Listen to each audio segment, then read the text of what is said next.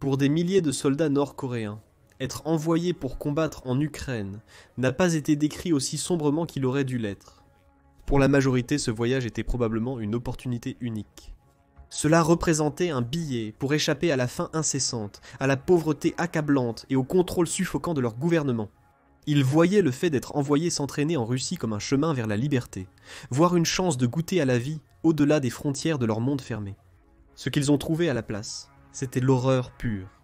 La machine de guerre du président russe Vladimir Poutine a déjà commencé à les utiliser comme de la simple chair à canon. Jeunes, non testés et totalement jetables, les soldats nord-coréens ont été envoyés directement sur les lignes de front les plus meurtrières, faisant du pays qu'ils ont laissé derrière eux un refuge, peu importe à quel point la vie y était sombre. Pour beaucoup, le seul moyen de rentrer de Russie est dans un sac mortuaire. Le leader suprême nord-coréen Kim Jong-un a passé un pacte avec le diable et leur vie en est le prix. Mais de combien de vies parlons-nous exactement? Pour l'instant, le nombre s'élève à environ 10 000 à 12 000 soldats nord-coréens. Ces troupes, faisant partie de la première vague, ont déjà été déployées sur les lignes de front en Russie. Leur présence marque une escalade majeure dans la guerre, la Corée du Nord devenant la première nation à envoyer des forces régulières pour combattre aux côtés de l'un des principaux combattants de cette guerre, en l'occurrence la Russie, à grande échelle. Selon l'Organisation du traité de l'Atlantique Nord et le Pentagone, ces forces comprennent environ 500 officiers, 3 généraux et quelques forces spéciales nord-coréennes. Ces soldats d'élite appartiennent au 11e corps de l'armée populaire coréenne, aussi appelé corps de tempête.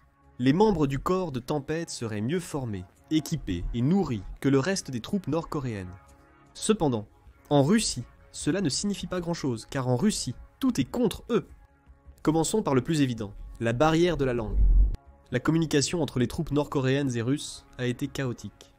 Apparemment, il y a un traducteur pour chaque 30 soldats, ce qui rend la coordination incroyablement difficile.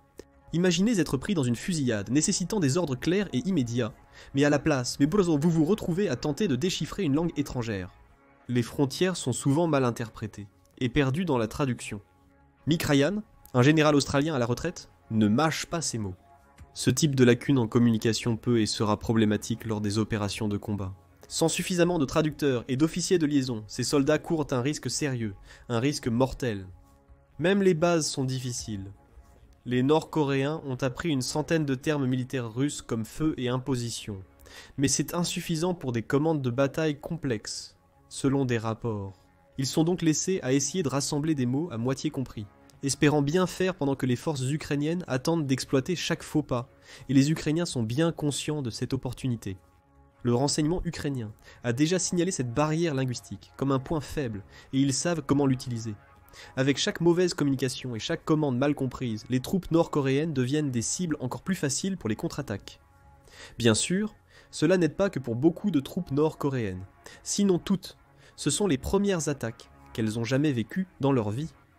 Comment est-ce possible? Eh bien, selon Féodor Tatitsky, un chercheur à l'université Kookmin de Séoul, le régime nord-coréen a longtemps hésité à déployer ses troupes à l'étranger. Il faut garder ses troupes à la maison, non seulement physiquement, mais aussi mentalement. Le régime de Kim craint que ses soldats ne se fassent une idée incorrecte s'ils voient le monde extérieur. Ainsi, la plupart des troupes nord-coréennes n'ont aucune expérience de combat réel. Ces soldats n'ont jamais affronté un ennemi étranger, encore moins les féroces soldats ukrainiens, aguerris par 2 années de combats incessants. De plus, la Corée du Nord n'a pas combattu dans une guerre majeure depuis le début des années 50, et la guerre de Corée. Techniquement en cours, le pays a depuis envoyé quelques groupes consultatifs ou spécialistes à l'étranger, des pilotes pour la guerre du Vietnam, des conseillers militaires en Égypte pour la guerre du Kippour, des instructeurs pour les combattants éthiopiens contre l'Érythrée, mais jamais une force terrestre substantielle. Ainsi, les forces nord-coréennes sont plus habituées aux défilés de propagande qu'aux combats réels. Mais mettons de côté l'expérience de combat réel. L'entraînement peut certainement aider les troupes nord-coréennes à naviguer en Ukraine. L'armée nord-coréenne est déconnectée des exigences de la guerre moderne. De nombreux soldats passent plus de temps à creuser, à faire de l'agriculture ou à effectuer alors des travaux de construction qu'à se préparer pour la guerre. Ils participent à des exercices d'endurance physique épuisants et montrent leur force à des fins de propagande, comme briser des ampoules avec leurs mains nues ou plier des tiges métalliques pour la télévision d'État. Mais c'est à peu près tout. David Maxwell, un retraité américain, selon le colonel David Maxwell, un ancien des forces spéciales américaines, les forces nord-coréennes sont sous-équipées et manquent de ressources modernes. Même leurs unités d'élite, bien que mieux entraînées, restent loin du niveau des forces spéciales occidentales. De plus, ces unités spéciales ont été principalement formées pour prévenir un coup d'État en interne, et non pour combattre sur un champ de bataille vaste et imprévisible comme l'Ukraine. Il y a aussi la question de l'équipement. Lors de défilés ostentatoires, la Corée du Nord peut exhiber son dernier matériel, mais la plupart de ces équipements sont inaccessibles aux soldats moyens. Ainsi, la plupart de ces troupes nord-coréennes sont arrivées avec du matériel obsolète en Russie, si obsolète que les troupes russes, censées former ces soldats, sont apparemment déconcertées par les outils anciens et le manque de préparation que les Nord-Coréens ont apporté avec eux. Mais ils ne seraient pas mieux équipés avec du matériel russe. Les armes de la guerre ukrainienne leur sont complètement étrangères. Un autre élément totalement inconnu pour les troupes nord-coréennes combattant en Russie est le terrain. La plupart de ces soldats nord-coréens se sont entraînés dans les montagnes escarpées de la Corée du Nord, mais qu'en est-il des lignes de front ukrainiennes? Elles sont vastes, ouvertes et plates. Au lieu de pics familiers et de forêts denses, ils naviguent désormais dans de vastes plaines et des champs ouverts, avec un couvert minimal et des défis stratégiques entièrement nouveaux. Selon les experts militaires, le manque d'expérience sur un terrain aussi plat pourrait être désastreux. L'ancien général de division de l'armée sud-coréenne, Bang Jong-kwang, souligne que le rôle des troupes nord-coréennes en Russie est déjà limité par des problèmes de langue, et que l'ajout d'un terrain inconnu n'aggrave que les choses. L'agence de renseignement militaire ukrainienne, le Glavnoye Upravlenie Razvedki, a noté que bien que les forces nord-coréennes soient armées de matériel comme des missiles anti-chars et des lance-roquettes, leur efficacité peut être entravée simplement parce qu'elles sont complètement hors de leur élément. Même avec des armes avancées, ces troupes sont habituées à des tactiques de guérilla adaptées à leur terrain natal, pas aux manœuvres en plein champ cruciales en Ukraine. Mais ce n'est pas seulement le terrain pour lequel ils ne sont pas préparés. Ces soldats sont aussi trop jeunes. La plupart d'entre eux sont adolescents ou dans la vingtaine, à peine sortis de l'enfance. Ils n'ont jamais même franchi les limites du royaume ermite, encore moins vu la violence d'une vraie guerre. Leur manque d'expérience de vie, associé à une formation au combat minimale, les rend vulnérables dans le chaos d'une guerre qu'ils sont mal équipés pour comprendre ou endurer. C'est pourquoi voir ces soldats nord-coréens sous-dimensionnés se préparer au combat dans une vidéo diffusée par l'Ukraine n'a causé que tristesse et inquiétude parmi les transfuges nord-coréens. L'un d'eux a simplement déclaré que cette scène lui faisait mal au cœur. Mais cela devient encore pire, ces soldats ne sont pas seulement trop jeunes. Ils pourraient également être en état de santé choquant. Des rapports indiquent que les soldats nord-coréens souffrent souvent de maladies chroniques qui pourraient les rendre vulnérables au combat, et aucun d'entre eux n'a d'expérience du champ de bataille. Des chercheurs sud-coréens ont documenté des tendances de santé perturbantes parmi les transfuges nord-coréens, y compris des cas généralisés d'hépatite B et C chronique, de tuberculose et d'infections parasitaires. Certains problèmes persistent sur les lignes de front. Prenons l'exemple d'un transfuge qui a réussi à fuir la Corée du Nord en 2017. Après avoir été touché plusieurs fois par ses camarades, il a été sauvé par des médecins sud-coréens qui ont découvert un ver intestinal de 27 cm et une multitude d'autres parasites dans son système. Le contenu de son estomac révélait un régime à base de maïs bas de gamme, inadapté aux besoins nutritionnels d'un combattant. Le pire, ce n'était pas un simple soldat de bas rang, c'était un sergent-chef de la garde frontalière nord-coréenne, une unité d'élite. Si c'est l'état de leur meilleur, imaginez à quoi ressemble le soldat moyen. En Russie, les Nord-Coréens combattent non seulement l'ennemi, mais aussi probablement leur propre corps, affaibli par un régime peu soucieux de leur bien-être. Pire, ils ont été envoyés à un régime probablement encore plus indifférent, si possible. C'est pour cela que certains soldats nord-coréens seraient nourris avec de la viande de chien en Russie. Vous avez bien entendu, il s'agit de viande de chien.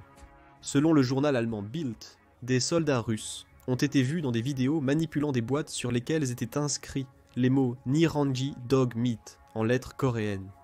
Neuronji fait référence à une race de chiens coréenne, un spitz de taille moyenne et brunâtre, considéré comme de la nourriture en Corée du Nord. Toutefois, il est difficile d'accepter que des soldats soient nourris, avec quelque chose qui serait une abomination pour la majorité, surtout sous le couvert de rations militaires. Si vous pensez que les Russes ont gaspillé la nourriture pour leurs camarades nord-coréens, attendez d'entendre parler de l'organisation. Depuis que des rapports ont émergé sur les Nord-Coréens combattant pour la Russie, de nombreuses questions ont été soulevées. La Corée du Nord déploiera-t-elle des soldats de base avec leurs commandants ? Vont-ils opérer de manière autonome ou seront-ils intégrés dans les unités russes ? Et surtout, quelles tâches leur seront assignées ? Jusqu'à présent, les réponses peu obtenues semblent être le pire scénario pour les Coréens.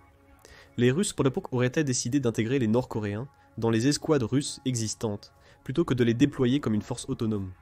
Cette intégration chaotique a conduit à la confusion, au point où une unité russe a abandonné les Nord-Coréens parce qu'ils ne réalisaient pas qui ils étaient.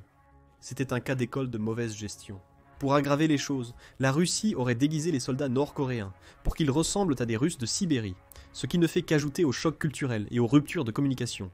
Selon Gordon Chang, expert asiatique, l'élite du Storm Corps est gaspillée dans des unités mixtes, trop talentueuses pour servir de chair à canon. C'est ce qui se passe, et c'est déroutant de voir leur utilisation. S'ils restaient dans leurs unités autonomes, ils seraient redoutables contre les Ukrainiens, mais ce n'est pas le cas. Cela nous amène au problème central, le déploiement désastreux des troupes nord-coréennes par la Russie. Désastreux pour ces troupes, évidemment. Pour la Russie, ce déploiement est une excellente mesure d'urgence pour compenser ces pertes stupéfiantes sur le champ de bataille. Les 7 nations du G7 ont déjà clairement indiqué que la décision de faire venir plus de 10 000 soldats nord-coréens en dit long sur le désespoir de Poutine à renouveler ses forces, alors que l'armée russe a été en train de perdre du personnel.